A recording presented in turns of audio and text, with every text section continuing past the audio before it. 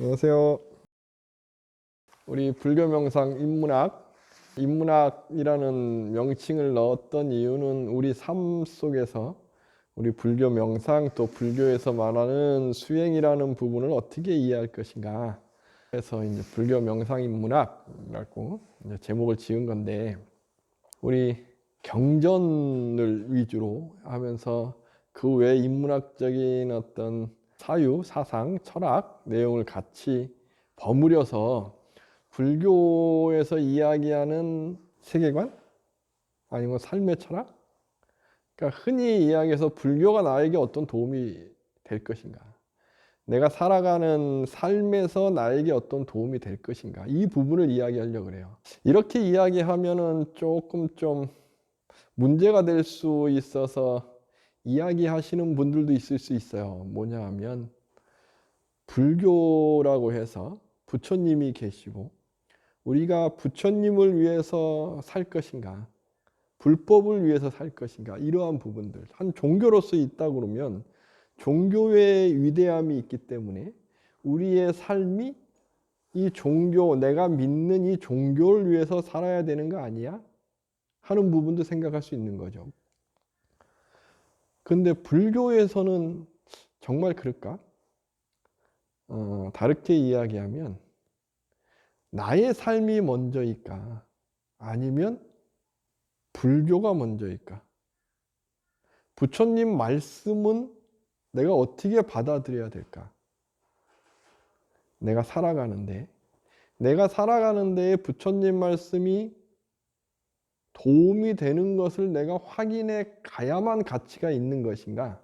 아니면 부처님 말씀이 도움이 돼 라고 믿음을 먼저 갖고 살아가는 것이 옳은 삶일까?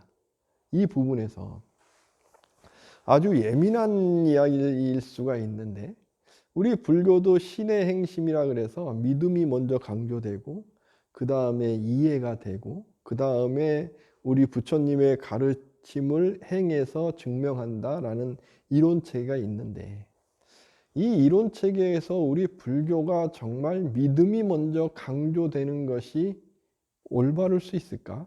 라는 부분들에 대해서 저는 부처님 말씀을 공부하다 보면 부처님께서 믿음을 먼저 강조하셨을까? 라는 부분에서 물음표가 계속 생겨요.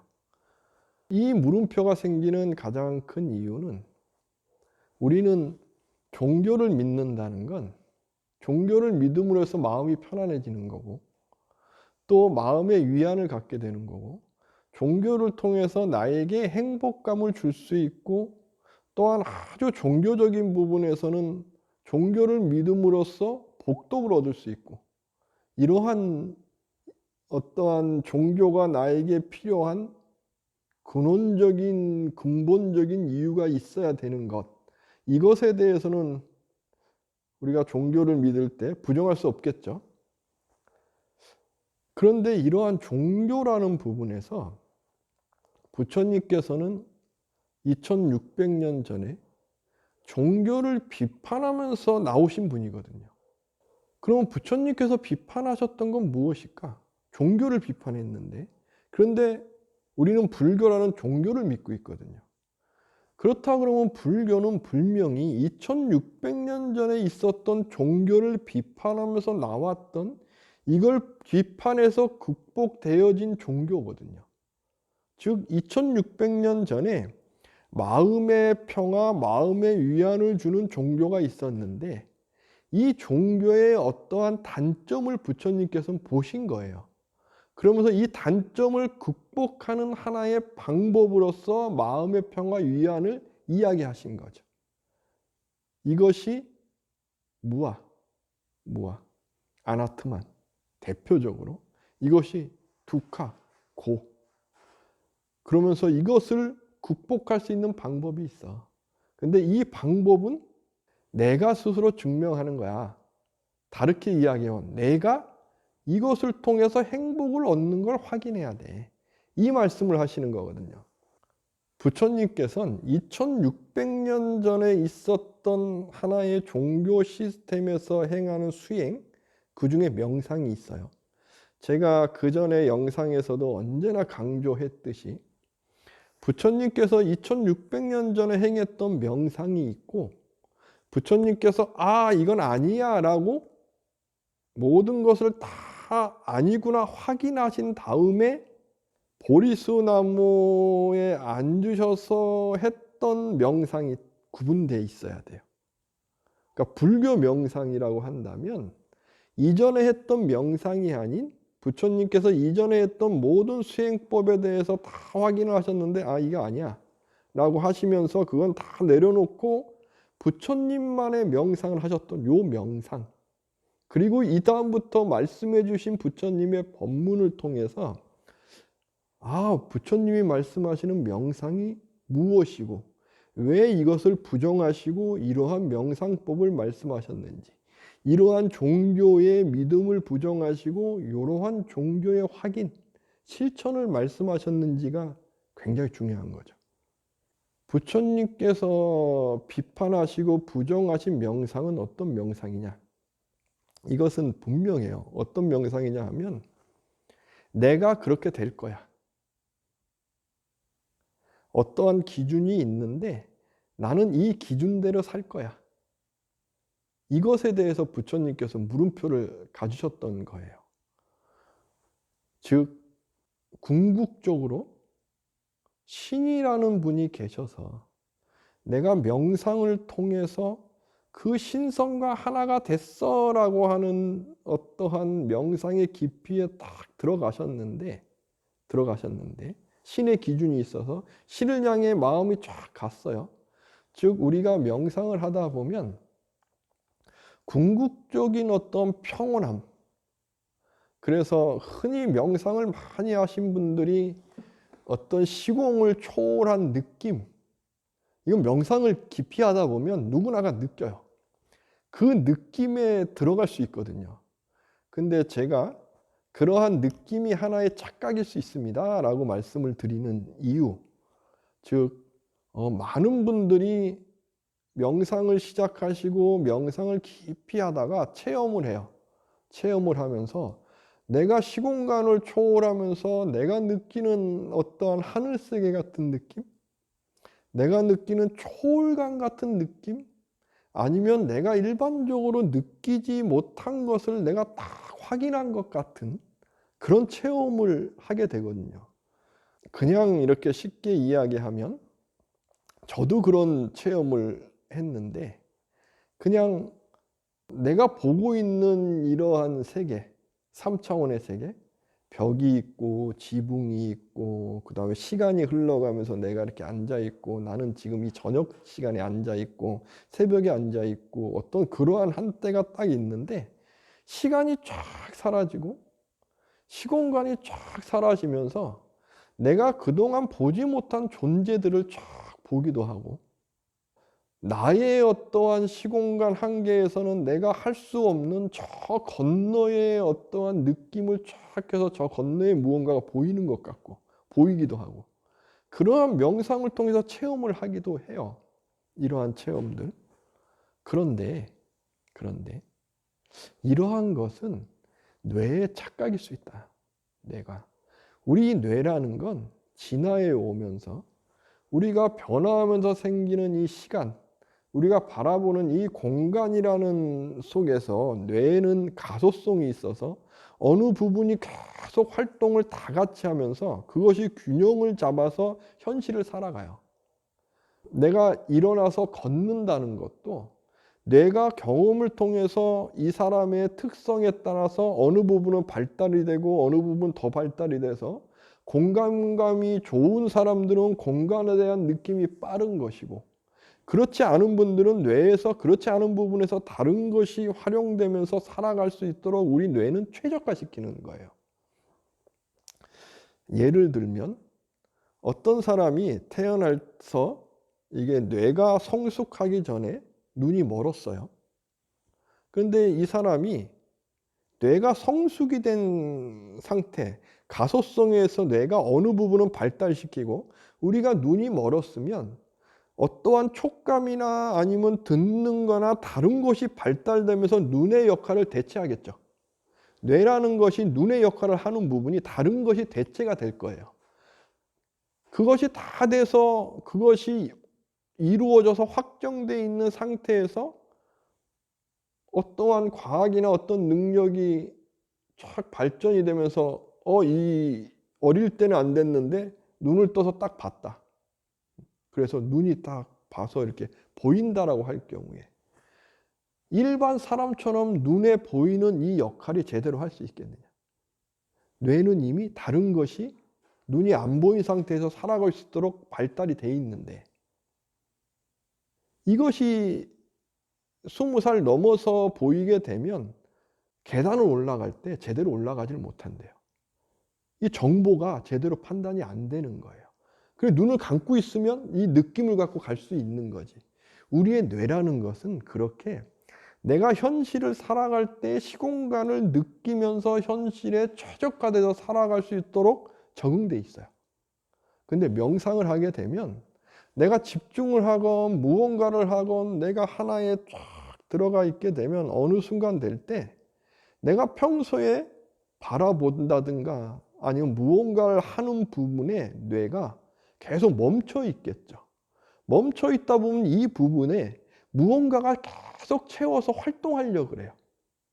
그러다 보면 뇌에서 오류가 오면서 우리가 눈을 뜨고 있으면 분명히 시간이 흐르고 변화하고 내가 살아가는 걸 쫙 느끼며 살다가 어느 부분에서 그것이 활동을 쫙 안 하다 보니까 어느 순간이 딱 됐을 때 시간의 오류가 오면 시공간을 초월하는 것 같아. 바라보는 것에 오류가 오면 내가 그런 착각을 하는 것 같아. 왜 그런 게 올 수밖에 없느냐? 우리 이제 기도할 때 요령이 있죠. 요령이 있어요. 요령을 봐요. 우리가 요령을 본다는 건 여기에 요령이 있기 때문에 우리가 보는 걸까요? 내 마음에 요령이란 걸 요령이라는 기억이 있기 때문에 얘가 보여지는 걸까요?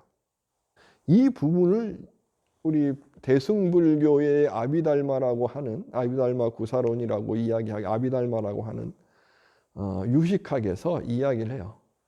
우리가 요령을 본다는 건 내 안에 요령이 있기 때문이다. 마음 안에. 그래야 이것이 봐서 들어오는 것이다. 우리는 여기에 요령이 있다고 생각하지만 여기 요령이 아무리 있다고 해도 내 안에 요령이 없으면 얘는 보여지지 않아요. 이게 조금 어려울까요?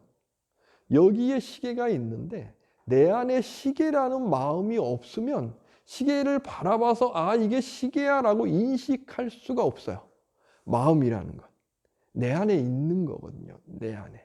우리가 무언가를 바라본다는 것 또한 내가 내 안에 있기 때문이거든요.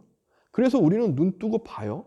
그러면서 우리는 이상이 없이 모든 사람이 평범하게 살아가는 세계에서 다 같이 바라보는 게 있어요. 책상. 다 같이 책상 그러면 다 이렇게 보고 책상이라고 다 알잖아요. 우리는 상식적으로 그렇게 살아가고 있는 거예요. 모든 사람들이 다 공통적으로 그걸 공업 중생이라고 이제 불교 용어에서는 이야기하는 거예요. 공업, 다 같이 통틀어진 기억 세계에서 살아가는 사람들, 중생 사람들. 우리는 그렇게 살기 때문에 질서도 지켜지고 서로 대화도 하고 소통도 되는 거죠. 이러한 세계에 살고 있다가 눈이 바라봐서 들어오고 하는 마음작용, 즉 뇌에서의 인식작용이 같이 이루어지고 있다가 명상을 하게 되면 그냥 집중만 계속 하게 되니까 이러한 작용이 안 하면 뇌에서는 이거 작용해 계속 하게 될 거 아니에요.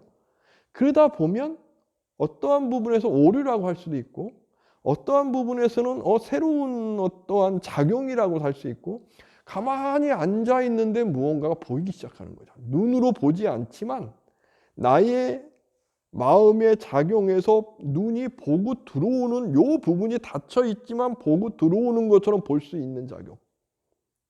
그러한 작용이 일어나기도 해요. 그러다 보면 그 작용이 일어날 때 명상하다가 보면 너무 재밌어서 푹 빠져요. 그러다 보면 이러한 공부, 이러한 마음이라는 게 어떻게 되고 바라보는 게 어떻게 되고 이러한 이제 안이비설신이라는 이런 것이 어떻게 되고 이러한 시스템을 모르게 되면 내가 이렇게 앉아서 명상에 들었는데 그 바라본 게 전부 정말 있는 것 같은 착각에 푹 빠지겠죠. 그죠? 그래서 수행을 열심히 해서 이야기하다 보면 나는 신선세계에 갔다 와 이렇게 뭐 하면은 뭐 어떤 세계에 푹 가가지고 뭘 보고 왔어 이런 분들도 계시게 되는 거고, 물론 진짜 갔다 왔을 수도 있겠으나 저는 그것을 부정하는 입장에 있으니까 있을 수도 있고, 이러한 착각에 빠지는 이유가 바로 저는 뇌의 가소성이란 부분 때문에 그렇다라고 생각을 하는 거죠. 내가 어떤 것이 있어. 예를 들어서 절대적인 진리가 있어. 아니면 신이 있어. 부처님으로 본다면 신의 세계가 있어. 이 세계는 초월적인 세계야. 그 초월적인 세계를 명상을 통해서 갈 수 있어. 비비상처 갈 수 있어. 상이 아닌데 상이 아닌 것이 아닌 어떤 세계, 초월적 세계가 있어. 그래서 명상을 깊이 해서 정말 내가 살아가는 세계랑 다른 세계에 쫙 갈 수 있는 세계로 쫙 올라가신 거죠. 부처님께서 올라가셨는데 2600년 전에 부처님께서는 이미 그걸 아신 거예요. 뇌의 가소성을 아셨던 것인지, 제가 지금 설명드렸던 이 부분보다 더 깊은 부분을 말씀하신 거겠죠. 그것을 아셨기 때문에 부처님께서는 이야기하시는 거예요. 명상을 통해서 그러한 세계에 간들 우리는 눈을 뜨고 보는 세계에 살고 있다. 그렇다 그러면 이것은 무슨 의미가 있겠느냐. 지금 어떻게 보면은 우리 대한민국에서 수행의 하나의 경지처럼 무언가 했는데 뭔가 보여. 그래서 흔히 사주팔자를 쫙 볼 수 있어. 아니면 미래를 볼 수 있어. 아무리 미래를 본다고 해도 미래는 볼 수 있는 게 아니에요. 미래라는 게 무엇일까? 미래라는 것은 지금 현재의 나의 업에 의해서 움직여지는 힘이 가는 곳이 미래예요. 미래. 그죠? 과거라는 것. 지금 나를 있게 한 업의 행위예요. 불교로 치면. 즉 미래라는 것은 나의 업이 치고 가고 있는 상태예요. 상태. 그것이 미래인 거지. 그렇다 그러면 미래는 고정될 수 있을까요? 불교에서 미래라는 게 고정될 수 있을까요? 나의 업이 고정될 수 있나요? 업이 왜 고정될 수 없느냐? 이유는 업은 내가 짓고 있는 거니까. 무엇으로써? 내 마음으로. 즉 마음이라는 게 예전에 있던 마음의 기운으로 지금 왔지만 우리는 의식이 있어요. 의식이라는 게 판단하기 때문에 내가 이렇게 왔지만 이게 아닌 것 같아. 그러면 바꿀 수 있는 힘이 있는 거거든요. 이 바꿀 수 있는 힘이 없다 그러면 미래의 업은 고정돼 있을 수밖에 없어요. 과거의 기운이 지금 나를 만들었고 지금 내가 살아가는 이 기운이 미래를 만드니까. 그러면 흔히 불교에서 깨어있는 사람은 뭐죠? 나를 반성할 수 있는 사람이잖아요. 반성은 왜 하겠어요? 지금보다 더 나은 세계, 더 행복한 세계를 만들기 위해서 반성을 하겠죠. 그죠? 그러한 사람은 미래가 고정될 수 있을까요? 고정될 수 없죠. 내가 만들어가게 되겠죠. 이 말씀을 왜 드리냐? 내가 어떤 분이 기도를 열심히 하건 뭘 하건 집중을 해서 이러한 뇌의 가소성이 탁 하면서 무언가 느낌의 감각이 확 작용하겠죠. 즉 보고 들어와서 마음이 작용해야 되는데 보는 거 안 해요. 듣는 거 안 해요. 뭔가 안 해요. 안 하면 뇌라는 것은 보는 부분에서 작용하는 마음, 듣는 부분에 작용하는 마음, 냄새 부분에 작용하는 마음, 이게 다 서로 균형을 맞춰서 우리는 살아가는데 이 명상을 통해서 어느 순간 이게 명상의 초기 단계입니다. 이게 뭐 대단한 게 아니고 단계에서 오면 뇌에서 혼란이 오면서 이 부분을 명상을 이렇게 하면서 집중하고 있으면 되는데 집중하지 않고 어느 부분에서 뭐 신비로움이나 아니면은 어떤 환상이나 아니면은 그러한 초월적인 것에 대해서 바램이 있다 하면 그 바램을 했던 아주 섬세한 느낌 작용이 확 작용하면서 이 작용 안 하는 부분을 꽉 찰 수 있어요. 이것이. 그러면서 어떤 분이 나는 저 사람을 읽고 싶어. 물론 의식에서 읽고 싶은 게 아니지만 요 내면에서. 그러다 보면 그 부분이 쫙 오면서 업이 예민해지는 거예요. 업이 예민해지면 어떤 사람이 업을 느껴요. 이것은 이미 한 40, 50, 60 넘어가시고 사회생활을 해보시고 사람을 만나시면 누구나가 다 느끼는 거예요. 누구를 만났을 때 나랑 잘 맞는 것 같아. 느낌에. 첫 느낌. 그게 업이 느끼는 거거든요. 이게. 공감력. 공감이라는 게 뭘까요? 업의 느낌일 수 있어요. 공감력이라는 것도. 내 업에서 누군가를 느낄 수 있는 능력이거든요. 이것은 굉장히 예민한 느낌에서 오는 거고, 이것이 오온에서 수라는 작용, 이 작용일 수 있는 거고, 이러한 작용이 있는 상태가 된다고 하면 이게 그러면 명상을 통해서 어떤 깊이가 이렇게 생기면서 부처님께서 말씀하시는 어떤 업을 꽉 잡고 그 다음에 이런 반야의 지혜를 향해 가는 그런 기운의 지혜를 쫙 키우는 게 아니고 명상을 통해서 느낌의 예민한 부분이 뇌의 감각과 마음의 부분을 휩싸이게 된 거죠. 그 휩싸이게 된 것이 아주 강해지면 탁 보면 사람이 느껴지는 거죠. 우리는 그런 분들을 많이 봐요. 그걸 신기라고 이야기하기도 하고. 우리가 신기라고 이야기하는 것 또한 여기에 있어요. 여기에 있는 거예요. 제가 이제 무속하시는 분들도 이렇게 가서 이렇게 본 적도 있고 해서 내린굿이라는 걸 하게 되면 내린굿이라는 건 경기도를 중심으로 이 북방에 있던 분들이 내린굿을 하는 거예요. 신이라는 걸. 남방의 분들은 그런 개념이 아니고 세순무. 좀 이제 구분을 하면 그렇고 경기도 지방에서는 어떤 연불도 하고 그런 개념이었던 것 같아요. 그렇게 연구하신 분들, 무속을 연구하신 분들이 그런 이야기를 하는데 어쨌거나 신을 받는다는 개념으로 이제 무속하시는 분들이 신을 받는 어떤 모습에 구술할 때 무아지경에 빠지게 해요. 무아지경에 빠진다는 건 명상을 하면서 잘못 명상을 해서 초월감을 얻기 위한 명상을 하게 되면 느낌이 어느 부분에서 그것이 작용을 하면서 꽉 차게 된다 말씀드렸잖아요. 그것처럼 무아지경에 이렇게 구술하면서 무아지경에 빠지게 되면 의식이라는 부분, 내가 안이비설신이라는 걸 바라보고 들어와서 우리가 일반 상식적으로 살아가는 보편적인 행위 속에서 내가 어떠한 삶의 최선, 그러한 모습으로 살아가는 나의 인식적인 부분이 쫙 떨어지고 탁 떨어지고 감각이란 부분만 딱 남게 되는 거예요. 얘가 남으니까 뇌에서도 혼란이 오겠죠. 무아지경 속에서. 그러다 보면은 그 느낌이란 감각에서 업에서 그 느낌만이 딱 강해지면 업을 느끼는 요 상태만 되는 거죠. 그것이 신들림, 느낌, 그것이 신기 이렇게 이야기하는 거고. 그러한 신들림, 느낌, 신기가 강해지면 탁 보면 이 사람에 대한 느낌이 확 오겠죠. 본인에게. 우리가 공업중생 아까 말씀드렸잖아요. 우리는 살아갈 때에 거의 대부분의 부분에서 감각이나 느낌이나 업력이라는 부분이 거의 비슷해요.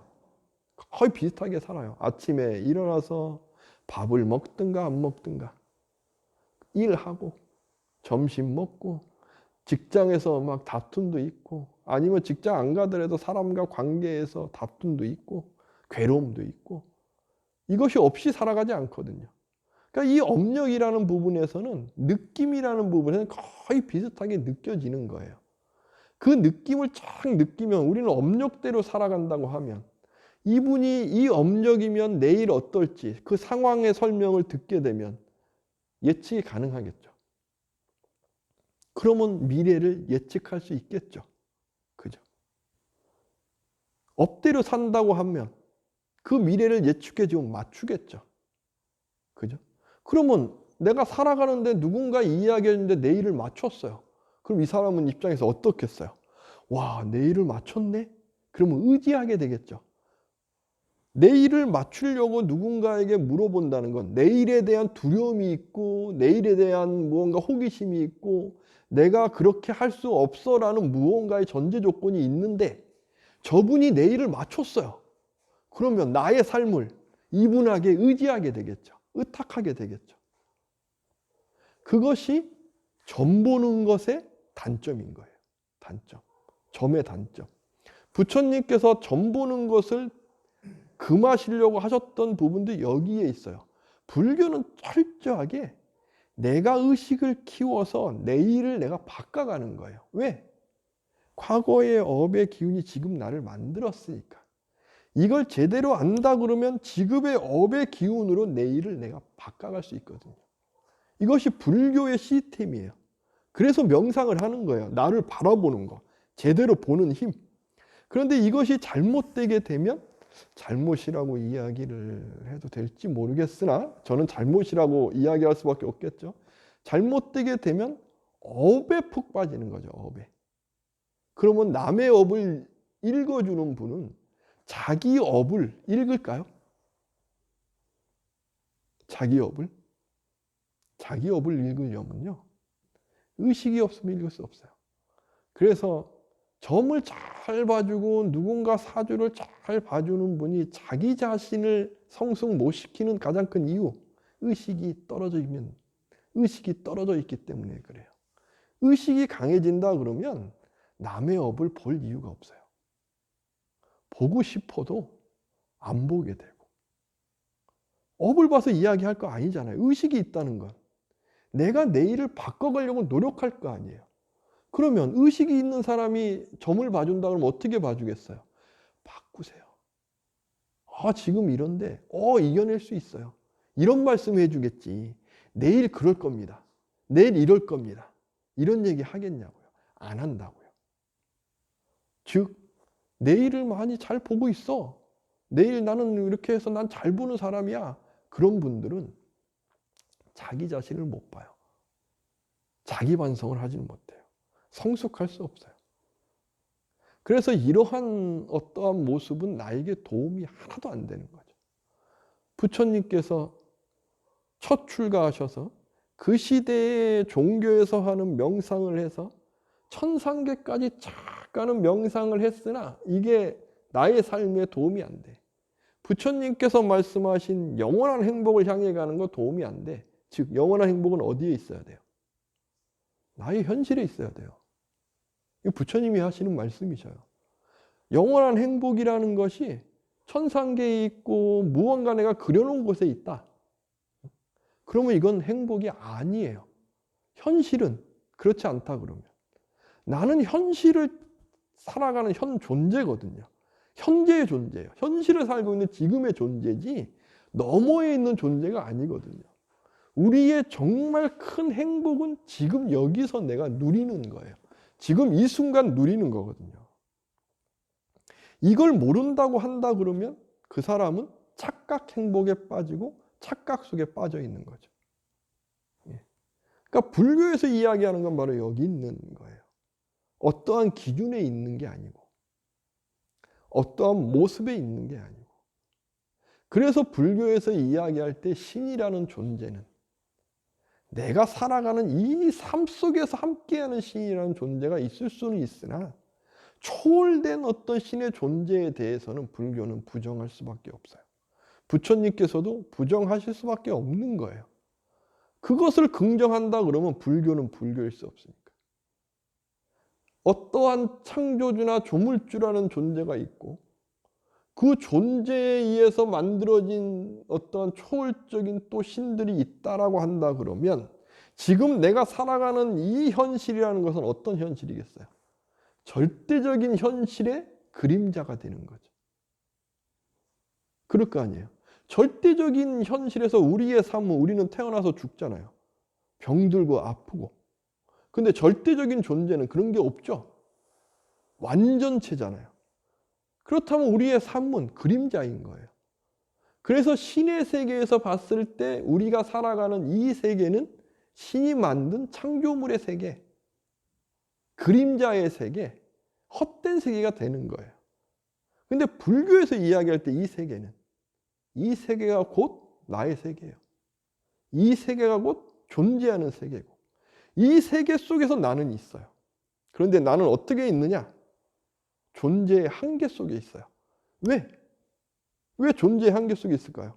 업의 기운에 살고 있으니까. 이 기운이 존재의 한계를 딱 깰 수 있다 그러면, 탐진치 삼독을 딱 벗어난다 그러면 우리는 부처를 이룰 수 있는 거고, 이게 불교의 시스템인 거예요. 좀 어려웠을까요? 그래서 불교에서는 창조주에 대해서 절대적으로 인정을 안 하는 거죠.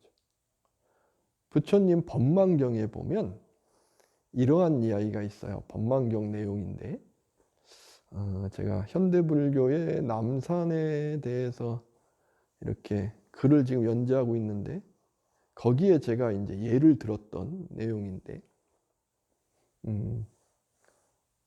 우리는 중생이죠. 그죠? 업의 기운에서 지금 여기를 살아요. 어떤 사람은 업의 기운에서 더 행복하고 좋은 삶을 살고, 어떤 사람은 삶 속에서 여기 살고, 어떤 사람은 더 못한 삶을 살고, 이렇듯이 육도윤회라는 개념을 갖고 설명을 한다 그러면 사람보다 더 나은 존재가 있는 거예요. 중생이에요. 그 중생이 곧 신장, 신의 세계예요. 신의 세계. 불교에서는 그 신의 세계에 간다는 것은 내가 복도끼 많이 차는 수행을 한 존재, 한 사람이면은, 중생이면 이 신의 세계에 갈 거 아니에요. 그죠? 신의 세계에 가 있는 이 신도 중생인 거예요. 나도 중생이고, 사람도 중생이고, 축생도 중생이고, 지옥계도 중생이고. 무슨 말씀인지 알겠죠? 그런데 불교에서는 하늘나라가 하나만 있는 게 아니에요. 28천이 있고, 거기에 33천이 있고, 무수히 하늘세계가 많아요. 무수히 많아요. 그 하늘세계는 우리 인간이라는 중생이 정말 수행을 통해서 나의 업력이 정말 저 세계로 갈 수 있는 업력의 기운을 꽉 차면 그럼 하늘세계에 딱 가서 태어나는 거죠. 근데 어느 하늘세계가 있었는데 거기에 중생이 하늘세계에 가장 먼저 태어난 거죠. 그 세계에, 하늘나라에 가장 먼저 태어난 거예요. 가장 먼저 태어나니까 혼자 있으니까 외롭기도 하고 쓸쓸하기도 하고 무언가가 그런 거예요. 그러니까 혼자 생각하는 거죠. 아, 이 세계에 다른 중생도 있었으면 좋겠는데. 그랬더니 정말 하늘세계에 다른 하늘세계 중생이 거기에 태어난 거죠. 존재하게 된 거예요. 그리고 또 나오고 또 나오고. 그러다 보니까 가장 먼저 태어난 하늘세계의 요 시이라는 하늘세계 중생이 생각하는 거죠. 야, 이 세계에 내가 가장 먼저 있었잖아. 그러면 내가 원해서, 내가 기원했던가 내 마음에 의해서 이 중생들이 생겨난 거네? 내가 만든 거네? 나는 최초의 창조주네? 조물주네? 이런 생각을 하는 거죠. 법망경 내용은 여기서 또 이제 좀 더 내용이 갑니다. 더 내용이 가는 건 또 나중에 태어난 중생들이 봤을 때에는 탁 태어났는데 저 하늘세계에 신이 먼저 있었잖아요. 근데 저 신이 나는 창조주고 너네는 내가 만들었어. 정말 내가 태어났을 때부터 먼저 있었으니까 그게 맞는 것 같네? 라고 생각을 한 거죠. 그러다가 이제 우리는 육도윤회를 하니까 이 중에 한 하늘세계 중생이 사람으로 탁 태어났어요. 그래도 이 수행력이 있으니까 또 수행을 하다 보니까 탁 태어났는데 바로 전생이 기억난 거예요. 내가 전생에 하늘세계에 있었는데 창조주를 봤네? 창조주가 있었네? 그러니까 인간 세계에서 창조주가 있어. 이런 이야기가 퍼진 거다. 이런 이야기를 하시는 거죠. 법망경에 있는 이야기예요. 불교에서 이야기하는 신이라는 개념은 여기 있어요. 그리고 우리가 이야기하는 귀신이라는 개념은 제가 아까 말씀드렸던 거기에 있는 거예요. 업에 있는 거예요. 업에. 귀신과 우리가 전통적으로 이야기하는 귀신과 또 신이라는 개념도 또 달라요. 느낌에서 오는 거예요. 느낌. 누군가가 귀신을 본다. 귀신을 어떻게 보겠어요? 귀신이 정말 존재해서 볼 수 있을까요? 우리가 사람으로서 존재한다는 건 어떤 걸까요? 색수상행식이라고 마음작용에 업의 작용이 있고 그 기운을 해서 나의 물질, 사대라고 합니다. 지수화풍. 이것은 아주 옛날 아리안족들이 이야기하는 어떤 물질계의 모습인 거예요. 지수화풍. 사람이 딱 죽었는데 바라봤더니 어느 부분은 흙으로 가더라. 그리고 열기도 있었잖아요. 그리고 이게 막 고름 같은 물도 나오고, 그죠? 그 다음에 이 어떤 그 냄새도 나오고 막 무언가가 연기도 날라오고, 그러니까 바람도 있고 지수화풍. 이 개념을 갖고 이 물질을 이야기하는 겁니다. 어쨌거나 우리는 이런 물질도 있는 이러한 세계에 우리는 태어나 있잖아요. 이렇게 태어나 있어요. 태어나서 내가 누군가를 본다는 건 어떻게 보죠? 내가 존재를 바라보고 와서 이 사람을 어떻게 봐? 라는 업의 기운이 작용을 하면서 누군가를 보고 있는 거죠. 그죠? 보고 있는데 제가 명상을 통해서도 어떠한 초월감이란 느낌을 키우게 되면은 명상을 통해서 안 보는 것이 익숙해지면 뇌가 어느 순간 이게 오류가 오면서 안 보는데 보이는 그런 착각의 세계에 빠진다고 했잖아요. 즉 환상을 보는 거. 환상을 본다는 건 바로 이러한 뇌의 작용인 거예요. 마음작용. 이러한 작용인 거거든요. 그것처럼 우리가 귀신을 본다는 건 그러한 착각의 어떠한 작용이 강하게 되니까 낮에도 귀신을 보게 되는 거고. 그런데 내가 그것이 이런 작용이구나 라고 알게 되면 귀신 보고 싶어도 볼 수 없어요. 착각인 걸 아니까. 볼 수가 없는 거예요. 스님이 그걸 어떻게 아세요? 저도 그런 경험을 해봤으니까. 아는 거예요. 귀신이라는 게 저도 막 예민할 때, 이제 10대 때, 20대 때 굉장히 예민했거든요. 예민해서 제가 막 듣던 것이 어떤 거겠어요?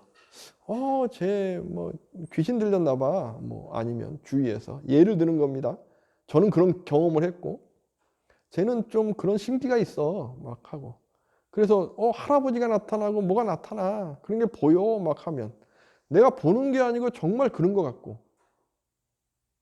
어떠한 마음작용에서 그러면 그런 것 같다는 느낌이 꽉 올라오면서 내가 바라보는 세계 말고 다른 세계가 있어 라고 올라오는 거예요. 그러다 보면 어느 순간 희끄러미한데 저것이 우리가 어두운 밤에 지푸라기가 이렇게 있는데 그 사람이 뱀을 봤는데 두려워요? 그럼 지푸라기가 뱀으로 확 보일 수 있어요. 그런 것처럼 어느 순간 희끄열한데 무언가가 딱 보였어요. 근데 그것이 내가 계속 뇌에서 작용을 했잖아요. 저게 할아버지야, 저게 동자야, 저게 무슨 귀신이야 라고. 그럼 이게 작용한 것이 이게 강하게 자리 잡았겠죠. 그럼 저 그림자가 할아버지로 확 보일 수 있는 거예요. 그런데 한국 사람은 한국 할아버지로 봅니다. 미국 사람은 미국 할아버지로 보고, 미국 사람인데 한국 할아버지를 봤다. 어릴 때 언젠가 한국 할아버지 본 겁니다. 안 본 게 볼 수 없어요. 그러한 착각에 빠지게 돼서 한 번 봤다. 그러면 계속 보이죠. 나는 봤으니까. 나의 현실에서는 그것이 전부잖아요. 그죠? 나는 현실에서 봤으니까 증명된 거고. 남들이 아무리 아니라고 해서 난 보이는 거죠. 이거는 과학이라는 측면이 아닌 거고. 내가 그렇게 착각해서 만든 거고. 그것이 귀신이라는 개념인 거예요. 귀신. 이것은 착각되는 모습이에요. 근데 귀신이 정말 존재할 수 있느냐? 귀신은 존재할 수 없어요. 불교식으로 이야기해도 귀신은 존재할 수 없는 가장 큰 이유. 우리는 죽으면 육체는 어떻게 되죠? 관 속에 들어가잖아요. 그리고 지금은 3일 되면 화장합니다. 대다수 화장해요. 그러면 겉모습이 없죠. 내가 딱 죽었어요. 저를 본다. 제가 없는데 어떻게 봐요? 보는 사람이 마음을 그려서 보는 겁니다. 저를 볼 수 없어요. 그리고 불교에선 내가 딱 죽었으면 이 업은 어떻게 돼요? 49일이라는 그 기간 동안 수행을 열심히 해서 먼저 가든가 윤회를 하겠죠. 윤회를. 그죠? 그러면 나라는 존재는 이 무아 그래갖고 불교에서 내가 없어라고 이야기했다. 이거 착각입니다. 절대 그런 얘기 하지 마세요. 제 영상 보면 이 이야기 있습니다. 무아가 아니고 아나트만입니다. 나라는 존재는 이미 육체는 사라졌고 업은 윤회했죠. 그러면 나를 볼 수 있어요? 못 보죠. 귀신은 못 보는 거예요. 볼 수 없어요. 귀신은. 근데 우리는 왜 귀신 이야기를 하느냐? 이게 유교라고 해야 될까요? 동북아의 문화라고 해야 될까요? 이 문화 속에선 사람은 혼과 백으로 이루어져 있어요. 그래서 가벼운 건 혼이 돼요. 무거운 몸은 백이 돼갖고 산소에 가는 거예요. 이렇게. 그래서 제사 지낼 때 백을 부르기 위해서 위패를 쓰고 읊는 거예요. 향을 딱 꼽으면 이 향에 의해서 혼은 오는 거고 혼백으로 구분되는 거예요. 구분되어 있는 거예요. 거기에서 혼백이라는 기운이 거기에 있는데 이 기운이 혹시나 왔다 갔다 하니까 보이는 거 아닐까? 그러면서 귀신이라는 개념이 나오는 거지. 볼 수 없어요. 절대 볼 수 없어요. 그러면 서양에서는 그럼 영혼이 있잖아요. 영혼이라는 개념도 기독교 신앙에서는 영혼이라는 게 있을 수 없어요. 왜 영혼이 있을 수 없을까요? 사람은 어떻게 만들었죠? 태초에 신께서 진흙을 지어 이렇게 조물어서 입김을 허 부르니까 사람이 된 거잖아요. 사람은 맨이고, 그죠? 사람 맨이 외로워하니까 갈비뼈를 떼서 반쪽짜리 맨, 우맨을 만든 거고, 이러한 구약 성경적인 창조론의 개념을 갖고 있게 되면 이것이 세속적이지 않고 신앙적인 세계관을 강조하게 되면 이슬람도 똑같은 구약 성경의 내용으로 종교화가 된 이런 종교예요. 이슬람도 천주교, 기독교도 똑같고. 그러면 여성은 남성의 부속품이 되는 거예요. 그래서 지금의 이슬람에서 아주 극단적인 종교화가 된 어떤 집단이나 국가에서 여성을 그냥 다 가려놓고 남성의 그냥 하나의 부속품으로 생각하는 이유가 이 창조론 때문에 그렇습니다. 여기에 영혼이 어디 있어요? 영혼은 없는 거예요. 영혼은 없어요. 그냥 그 인간이 있는 거지. 그래서 인간은 죽어서 흙 속에 있다가 예수님이 새로 부활해서 새로운 세계가 이렇게 되면 다 부활해서 올라오는 거지. 영혼이 있는 게 아니죠. 영혼이란 개념도 그런 개념이 아니에요. 그러면 여기에 귀신이 어디 있어요? 귀신이 쓸 자리가 어디 있겠냐고요. 귀신이 쓸 수 있는 자리는 딱 한 가지밖에 없어요. 어디? 느낌. 예민한 느낌. 예민한 두려움. 예민한 감촉. 예민한 감각에서 내가 만들어지는 거예요. 내가 만들어지는 것. 즉 우리는 만들어진 것에 속고 있을 수 있는 거죠.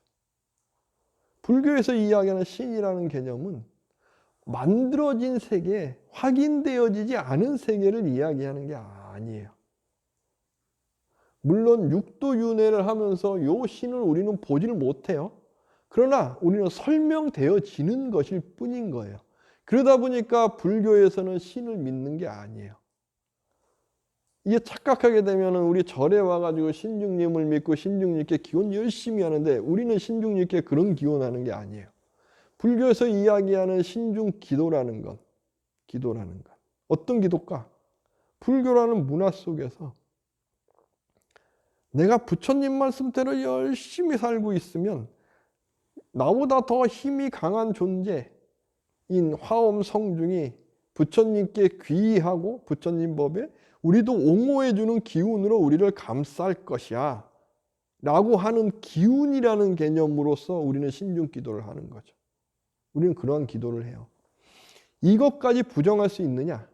저는 이러한 기운을 부정할 수 있다고 생각하지 않아요. 이미 우주는 우리의 차원을 넘어서 있다는 건 설명되어지고 있는 거니까. 우리는 3차원 속에 있잖아요. 우리보다 차원이 더 높은 존재는 3차원보다 더 고차원의 세계에 있겠죠. 그 세계에 있으니까. 그 기운에 의해서 영향을 받을 수 있어라는 것은 설명되어질 것이고, 그러한 것이 하나의 종교나 문화로서 설명되어지면서 하나의 시스템 속에서 내가 나를 바꿔가는 데에 어떤 옹호하는 기운은 이렇게 있어 라고 할 수 있는, 그래서 하나의 존재의 차원으로서 신장의 개념은 설명할 수 있겠죠. 좀 어려웠을까요? 그러한 개념으로 불교에서는 신이 있는 거지 절대적 존재로서 신이 있는 건 아닌 거예요. 그리고 불교에서 신은 중생의 또 다른 존재로서 신이라는 중생이 있는 거고, 그리고 불교에서는 귀신은 있지 않아요. 불교의 교리상 귀신이 어디에도 쓸 수 있는 틈이 없어요. 귀신이 있다라고 한다고는 불교 교리가 쓰지는 못해요. 쓸 수가 없어요. 있을 수가 없는 거예요. 무슨 얘기인지 아시겠죠? 우리가 귀신이라는 것을 느끼고 두려워하고 무언가에 착각할 수 있는 가장 큰 이유는, 제가 명상 강의를 할 때 언제나 강조했던 이 느낌이라는 것을 섬세한 부분에서 잘못 건들게 되면 느낌이 의식을 확 점령할 수 있어요. 느낌이 의식을 확 점령한 상태가 무아지경의 상태고, 느낌이 의식을 확 점령한 상태가 시공간이 초월된 상태고, 그래서 이것을 한번 느낌이 의식을 쫙 점령된 상태에서 나의 마음이 그려지는 걸 한번 보게 되면 이것이 그 사람에겐 현실 세계로, 착각된 현실 세계에 푹 빠지는 거죠. 우리가 꿈을 꿉니다. 그죠? 꿈을 꾸면 예지몽도 있어요. 예지몽이라는 것도 다르게 설명하면, 한번 봐보세요. 꿈이라는 게 무엇일까를 설명할 때 저는 가장 설득력이 있는 것이 뭐냐 하면, 뇌가 우리가 잘 때는 눈을 감잖아요. 그죠? 그러면 잘 때 한 하루에 7시간을 잔다. 아니면 8시간을 잔다. 8시간을 잔다 그러면 조금 더 쉬울 것 같아요. 38에 24, 24시간에. 그러면 3분의 1은 눈이 작용 안 하고 3분의 2만 우리가 떠 있으니까 눈이 작용할 거 아니에요.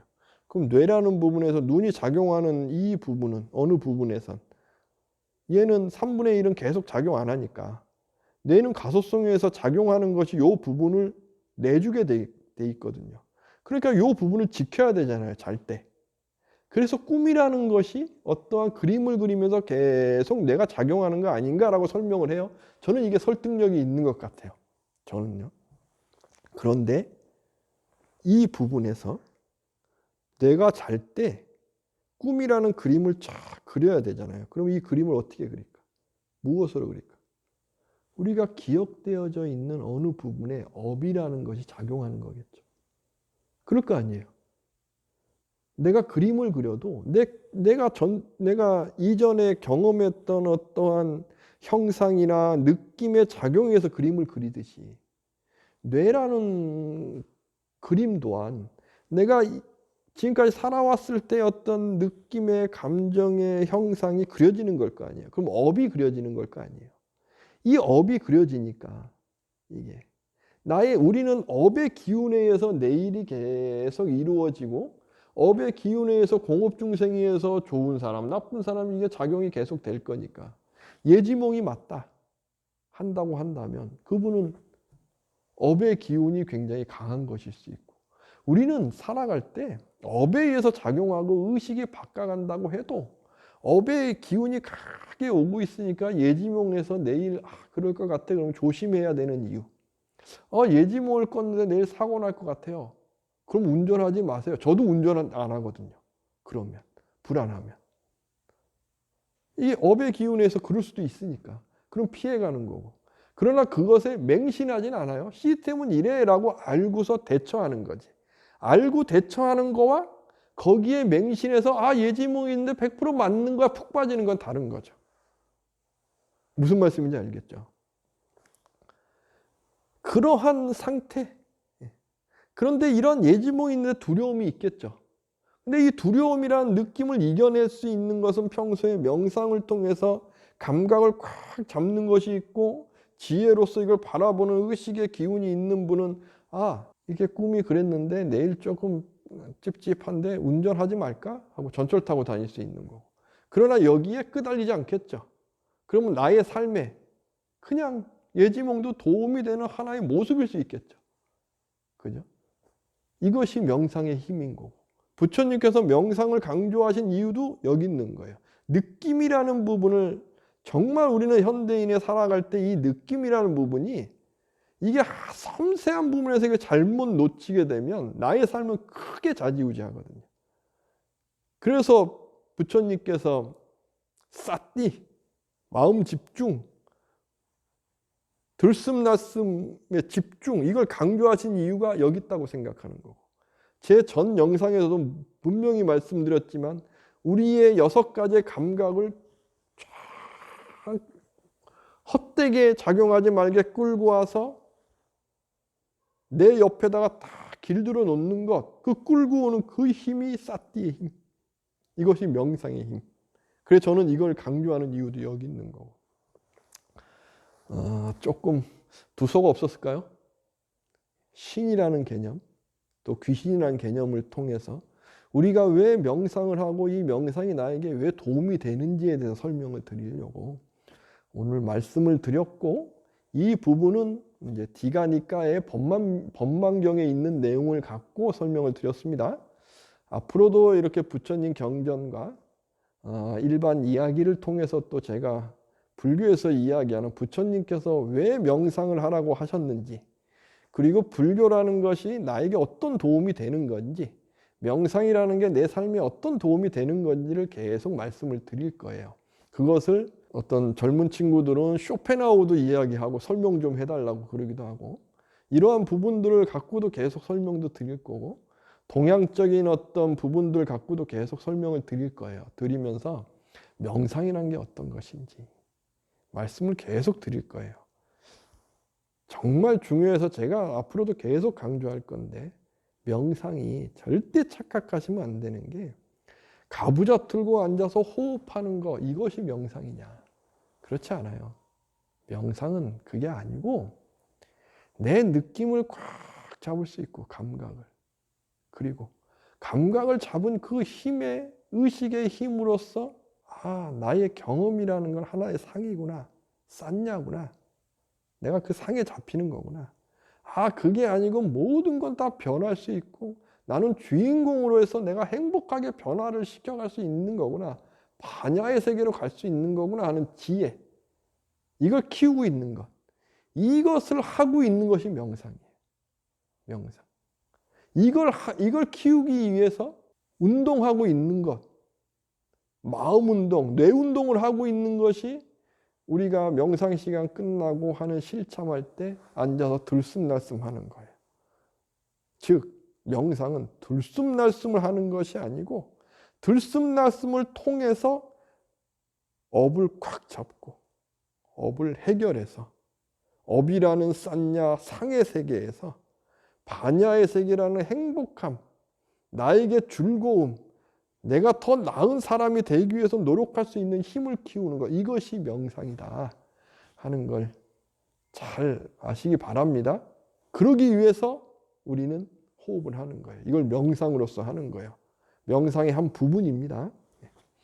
오늘 좀 어려웠을까요? 최대한 편하게 쉽게 풀으려고 이야기했는데 계속 반복하면서 계속 제가 말씀을 드릴 거니까요. 그리고 다음 시간에 계속 하면서 부처님 초기경전에 말씀하신 불교적인 세계에 대해서 제가 계속 강조해 드릴 거예요.